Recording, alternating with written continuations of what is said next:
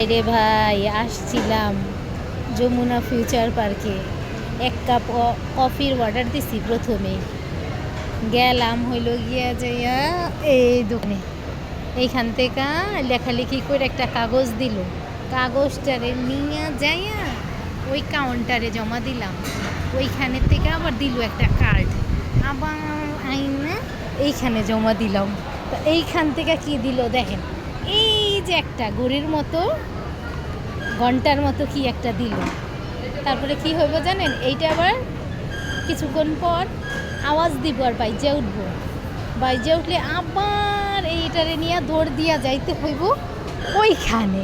ওইখানে গেলে আবার দিব খাবার। খাবারটা দিলে আবার এইখানে আইসা বৈশা খাইতে পারবো। বাইরে ভাই, বড় লোকের বিশাল কারবার। এই যে প্রতীক্ষার প্রহর শেষ, ঘন্টা বাইজে উঠছে, দৌড় দাও দৌড় দাও। সামনে সামনে সামনে।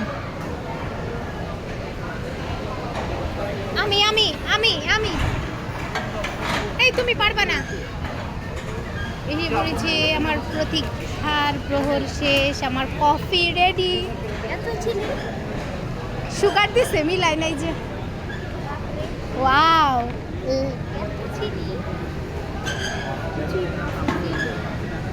Wow, coffee ready. দেখো, তোমার বাবা বড় লোক, তুমি চিকেন ফ্রাই আর ফ্রাইড রাইস খাও। আর আমি গরিব মানুষ, আমি কি খাই জানো?